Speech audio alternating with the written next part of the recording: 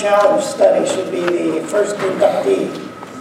And what I learned this morning about that study that I thought was significant was that the basic idea came from a 15-year-old high school student. And I think that's somewhat representative of the fact that neuromarketing has always been and still is an outside-in phenomenon with regard to traditional research methodologies, traditional research vendors, and traditional research buyers. So we are always faced with a dual challenge of representing the value and the benefits that we provide in addition to the traditional values and benefits of standard research as we understand it today. But we also need to be honest and remind our clients about some of the downsides of traditional research that our methods can, in many ways, avoid or improve upon. So I wanted to talk this morning a little bit about some reasons why market researchers should be worried and how neuromarketing can help with some of those problems. Now, I thought I was being a little provocative in this topic this morning until I heard Kyle Nell yesterday talk about his view of traditional market research. Well, Kyle is for those that weren't at the class yesterday, Kyle is the head of insights for Lowe's Home Improvement. And he has many issues with traditional market research and was very, very forthright about describing them. So my talk is actually rather demure by comparison. And also I wanted to, they say never start your presentation with an apology, but I really had no idea that more than half of the attendees of the forum would be in the class yesterday. So I do have a fair amount of material that we covered yesterday in my presentation. So I would suggest for those of you who have already seen it that first of all you will benefit from a repetition effect, and I suggest that you input the information in a low attention processing mode so that your implicit learning will be enhanced. So, with that introduction, what's wrong with traditional marketing assumptions? How can neuromarketing help? And what are 5 non-conscious mechanisms that drive consumer responses, choices, and behavior that we can talk about as a common language?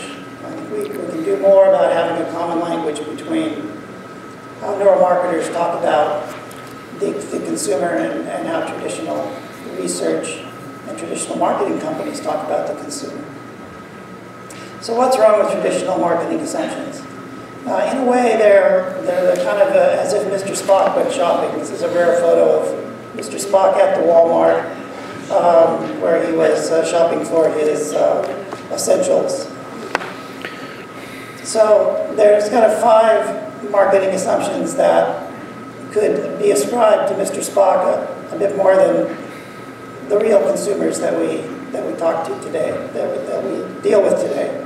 So let's talk about each of them just briefly. One is that an assumption that we think about what we buy, we use cost-benefit calculations to make decisions. What research tells us is that, in fact, we spend a very little time thinking about what we buy. There's not a lot of thinking involved in a lot of the buying that we do. A second assumption is that we pay attention to advertising. We spend a lot of time trying to assess the degree to which advertising is drawing attention. And there's a secondary assumption that attention is critical to having the marketing message work. What research shows is that we actually actively and passively avoid advertising. And we resist marketing messages. Some research says we resist marketing messages on both a conscious and a non-conscious level.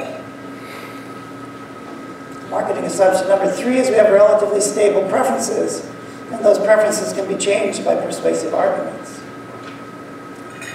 Research says we have weak preferences and that they can be changed without persuasion, and they can be changed rather easily, just by manipulating the context of a choice, the context of a preference. Number 4 is the assumption that we can pretty accurately recall our past experiences and the messages we've received from advertising and marketing. Reality is we have very faulty memories, and recall is generally a poor predictor of choice and behavior. And finally, marketing assumption number 5, we have conscious access to the mental states that underlie our behavior and our opinions and our beliefs. And what research tells us is that we are wildly overconfident about our self-knowledge, and that we are usually wrong. So these are fundamental challenges, I think, to any kind of self-report based methodology. So what can neuromarketing add to the mix? I think, we spend a lot of time defending sort of our own weaknesses, issues that our methodologies have to deal with, things that every year as I watch our industry progress, and we're getting better and better and stronger on some of the gaps and some of the challenges of neuromarketing. But I think we also need to remember that on the other side of the coin, there are some big problems with the way things are traditionally done. And maybe it helps to remind ourselves and our clients that these things exist. So there's the story of the oil platform in the Gulf Coast, which caught on fire, and some of the workers on the platform jumped off the platform 900 feet into the water. Luckily, they were recovered. They were interviewed afterwards, and they were asked, why did you jump 900 feet into the ocean? And they said, because the fire was right on my tail. So often change requires a burning platform that you're changing from, as well as what you're changing toward. So these assumptions drive much of the understandings of what research should focus on. So these assumptions tell us that we need to focus on message communication and the question of whether my message is being received and understood by consumers. They get us to focus on attention, as I said. Will my message rise above the clutter? Which my message is always important and everybody else's message is the clutter. It causes us to focus on persuasion. Am I persuading people? Do I have arguments and messages that persuade people to change their behavior? It causes us to focus on recall. Are they going to remember my message? And it causes us to focus on, of course, self-reporting, because we're asking people what they think, what their opinions are, what their views are. Now, I think that neuromarketing and the brain science that underlies neuromarketing suggests an expanded agenda. Not that these issues are irrelevant, but that they exist within a broader context. So, for example, what elements of marketing other than messages are important to its effectiveness? We have tools and capabilities to address that question. When is attention counterproductive, and when is it productive? This is an important issue, and there is indeed a lot of evidence that there are situations in which attention is actually bad. And we can help understand when it's good and when it's bad according to what you're trying to accomplish with your marketing or your advertising. Persuasion, how can consumers be influenced? in the absence of overt persuasion attempts. Overt persuasion is a very invasive and kind of effortful impingement on the consumer. Are there ways that consumers can be influenced without having to engage in a kind of a persuasion dialogue with them? Is there more to memory than recall? I think the world of implicit memory, implicit learning is incredibly important. It's not well understood, and I think we could present a stronger picture of how implicit and explicit memory work together in people's response to advertising and marketing.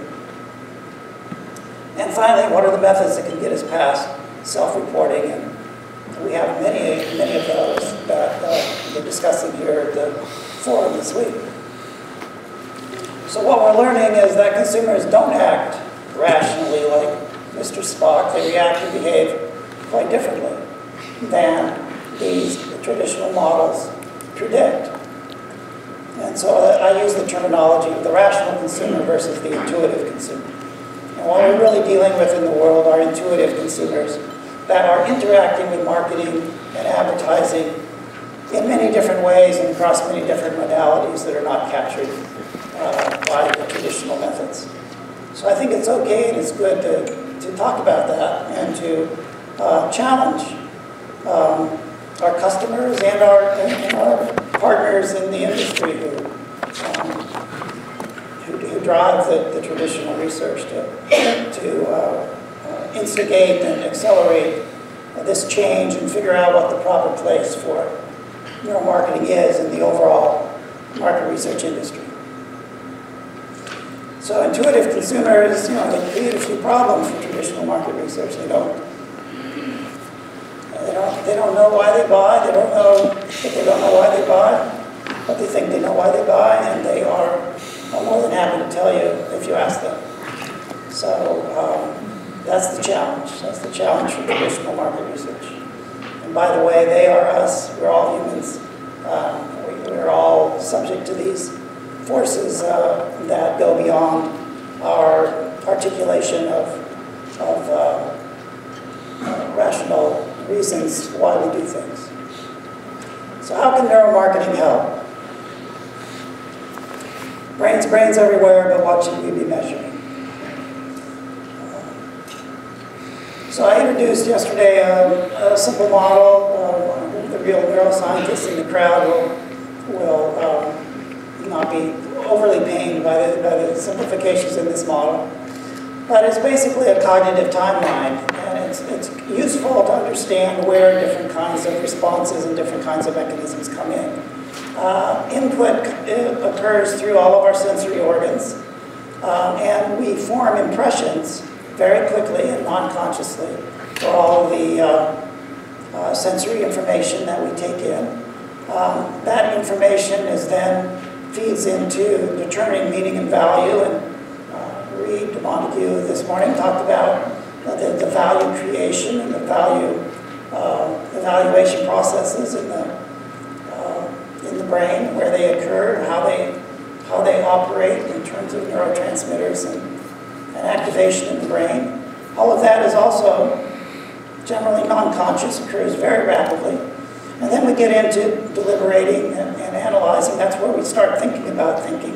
And then finally we have output, we behave, we engage in action, and we speak. The first two of these boxes, if you will, are largely, if not completely, non-conscious, and the next two are conscious.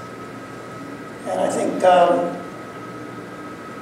another way to express the dilemma for market research, if we want to reduce 5 problems to 1 problem, it is that we use these non-conscious processes as consumers every day.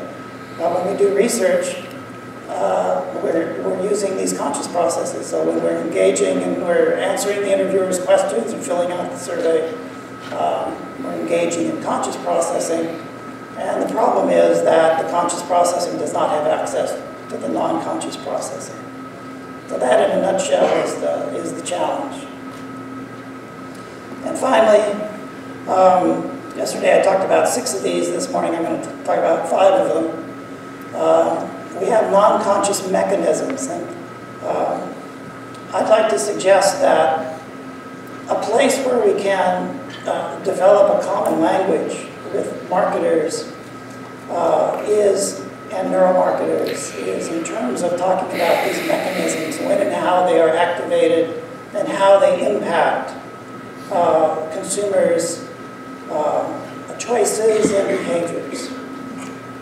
So I'm going to talk briefly about 5 of them, and I'm going to talk about them because these mechanisms influence what we think, what we say, what we choose, and what we do. These non-conscious mechanisms operate here in the realm of inputs and determining meaning and value. And traditional thinking is what we do with the little voice in our head, occurs here. And of course, behavior occurs out at the end of the process in the output phase. So it is an important point. We talk a lot about the non-conscious in neuromarketing, but it's the non-conscious plus the conscious that produces behavior. So this is a very interesting presentation of how the non-conscious, as represented by the EEG measurement, can be combined with survey research, which is conscious evaluation of what has occurred and how you're interpreting your experience. And the human brain operates at both of those levels all the time. So where do these non-conscious mechanisms fit in? I think that neuromarketing has some blind spots of its own. Our typical outcome variables, we talk about attention, we talk about emotion, we talk about memory. Sometimes we also talk about choice and we talk about behavior.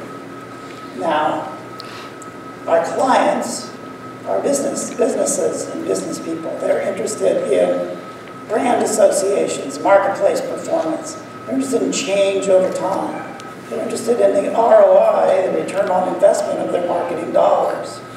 And these are their kinds of issues. Connecting these two sets of variables and outcomes is a challenge. But there's, I think, an earlier stage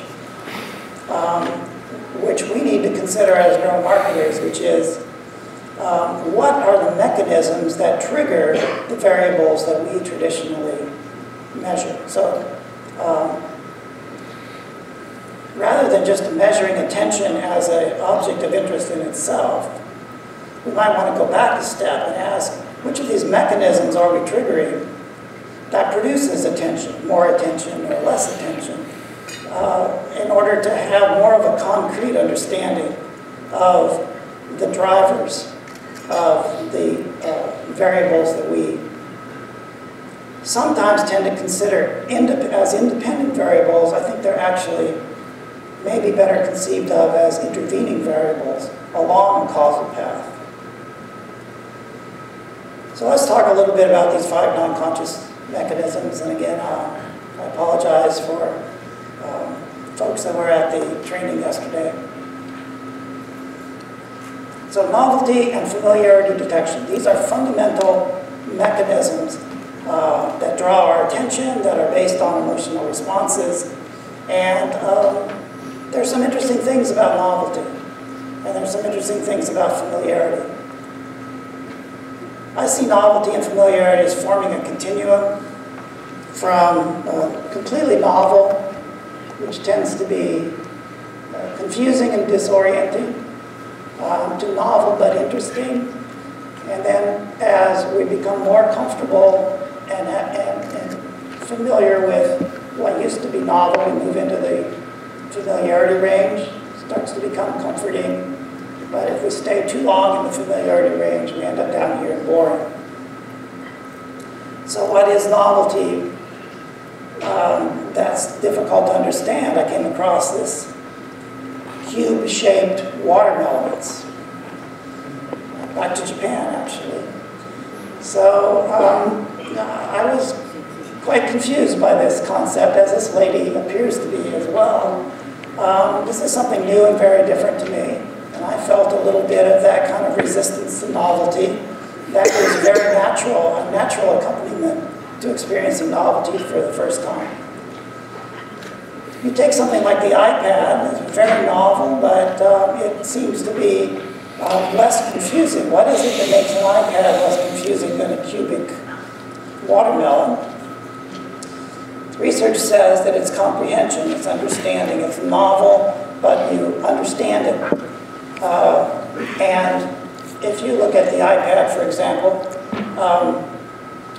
one of the ways in which they accomplished the introduction of this very novel device was by adding several features that were that benefited from familiarity with older ways of doing things. So one of the simplest ones was the way in which you scroll through pages on an iPad book, iPad magazine. It's just like you scroll through a regular magazine. So they provided, especially through gestures, they provided a number of analogs to familiar ways of doing things. I think that helped with the acceptance of that new product. When you get to comforting, now you're in the realm of familiarity, and the iconic comforting product is, of course, Coca-Cola and that lovely Coke bottle, which we're all familiar with from our earliest memories, probably for most people. And what gets you from novel to familiar is repetition, basically. So you get used to it. You get used to it over time. I've heard, I don't know if it's an apocryphal story, but the marketing philosophy of Coca-Cola is that some reference to Coca-Cola should be visible within 500 yards of any spot on the face of the earth. So it is highly repetitious and thus is highly comforting for most of us. And we see in the Pepsi Challenge experiment the degree to which that familiarity and that comfort can actually influence literally neuroprocessing in our brains, how we understand and react to Coke in our minds. Finally, how do you get from comforting to boring? Well, there's a couple of routes. One is that you over-repeat, or you just have a complete lack of emotional connection. This is the infamous Gap logo that came out, lasted about 3 weeks, I believe. And people were so underwhelmed by this logo that the Gap pulled it back almost immediately. It's a boring font, it's a boring graphic element, and it was generally a boring introduction, and they paid a price for that. So you need to understand where you are along these dimensions. So, lessons for marketers with regard to novelty: you need to use novelty to attract attention. If you need to attract attention, novelty automatically attracts attention. But if you can't move quickly from pure novelty to interesting through comprehension and understanding, you're going to probably fail at that point of confusing and overwhelming. So you want to use marketing to move from confusing to interesting. And how do you do that? You use familiar metaphors, create associations with familiar comparables. Now this is a marketing strategy question. We can apply neuromarketing techniques, neuromarketing language, neuromarketing insights to that process. Now we're speaking the language of marketers. We're not speaking the language of neuromarketing. And you want to get from novel to familiar as fast as you can, because familiar is where the real payoff is. So, comforting us with familiarity. Familiarity is incredibly powerful. It can be derived from actual familiarity or from the belief that something is familiar. We can rather easily be tricked into believing that something is familiar when it's really not. Our brains respond to things that are truly familiar pretty much in the same way as it does to things that are mistaken to be familiar. Familiarity is important because it creates a feedback loop with liking things that we like. We tend to feel are familiar. Things that are familiar we tend to like. And familiarity does draw attention, and it just creates a cycle. And very important for marketing, familiarity closes off consideration of alternatives. So you go with what you know. It's a classic shortcut, classic strategy of the cognitive miser mind of the intuitive consumer. So you want to be familiar. That's a key point. The power of familiarity is basically this, that our cognitive miser brains prefer things that are familiar. Processing fluency, which I'm going to talk about in a second, increases familiarity, and familiarity increases processing fluency. Repetition enhances familiarity. So there's lots of forces that increase familiarity. Familiarity is powerful because it's very strongly associated with increases in liking, increases in preference, and is a powerful predictor of choice. So, lessons for marketers is familiarity is probably the strongest source of the power and advantage of popular brands and products. Once you're really familiar, you are very, very hard to displace. Unless your product is just not providing the purpose that it is designed to provide, that familiarity is going to be very powerful. Often it's going to be encapsulated in the brand and the associations that the brand has. But you have to look out for moving from comforting to boring. So there's a kind of a thin line that familiar brands have to remain fresh, but they can't get so fresh that they lose the familiarity that is the source of their strength. Emotional markers. Approach avoidance, emotional reactions have big effect on subsequent conscious responses.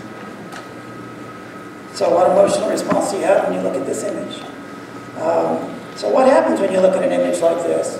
First, non-consciously, you process it, and various kinds of associations are triggered. And probably an approach or avoidance, in this case probably an avoidance, motivational reaction occurs. And then you start thinking about it. Why do I feel that way? And then you might provide some explanations to yourself about what it is that's so creepy about these shoes. In contrast, what emotional response does this produce? It's also immediate, visceral, intuitive, but it's approach-oriented.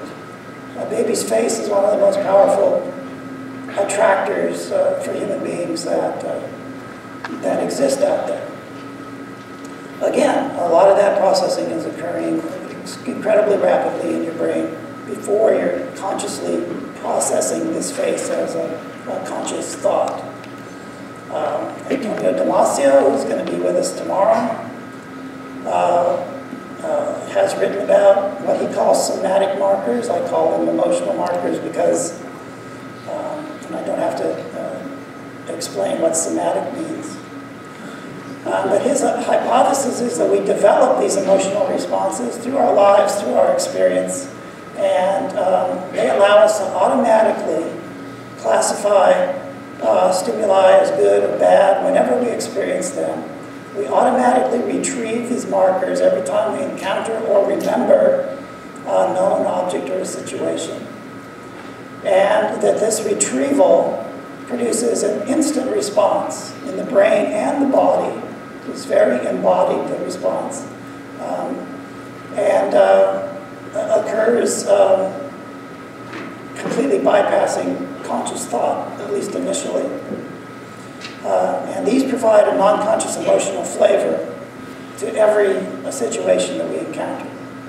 Now, this has significance beyond scary shoes and babies' faces. There's some interesting work that's been done on what's called microvalences. And basically what they've discovered is we have these non-conscious emotional reactions to pretty much every object around us. So here we see, we're not talking about guns versus flowers. We're talking about teapots and telephones and furniture. And there's a spectrum of responses. These responses affect our visual processing, and they affect our behavior and our evaluations. So, emotional markers. You need to know what emotional markers are associated with your products and brands, associated with your competitors, associated with your category. And you need to learn how to manage these emotional markers over time. So again, this is a language that we can talk to marketers about that is a shared language. So let's see, I have about 4 minutes left. Also questions, yes. Is that my question period now? Yeah. I would like to say just a little bit about processing fluency. Processing fluency is a very powerful source of consumer response, and it has a lot of implications. Processing fluency is basically how easy is it to process something in your brain. And so as an example, this is a very fluent image. This is a disfluent image. If you look at the second image, there's something that's not quite right about it. You have a kind of a restart in your brain. And that is an example of processing disfluency. Processing fluency can be enhanced by visual clarity, simple words, repetition, priming, a good mood. And what's important is its consequences are, it creates a sense of familiarity even if you're not familiar. It is associated with liking. You like things that are easier to process. It creates a propensity to believe something, a statement that's easy to process is seen as more believable and more true than a statement that is hard to process. Faster judgments, easier choices. All of these are major results of processing fluency. So for example, give your product an easy to pronounce name. Be aware of how disfluency around the presentation of your product or your advertising can bleed into your presentation. So context is very important. And the importance of being visually simple. Simple things like clear readable fonts are fundamental to the idea of processing fluency. And if you want to really get people to start thinking, if you want them to engage in System 2 processing, be slightly disfluent. That tends to activate System 2 and kind of jars people out of that kind of automatic System 1 processing. So I had a couple of our other items, but we did talk about them yesterday. So I apologize for the sake of time. I did want to get to the end, though. We talked about priming, how priming works. I'll make a couple of final comments. Priming doesn't turn us into zombies. Talked about judgment heuristics. Everybody's read Kahneman, right? We don't really have to say this anymore, I hope. Judgment heuristics, fascinating topic. Not for this morning. I really wish I didn't have all these little builds built in here. Actually, this is like low attention processing. So you're taking this all in, pretty much as if I talked about it. What it all means. We need to start thinking about advertising, marketing, consumer choice in a new way. We have a paradigm shift going on.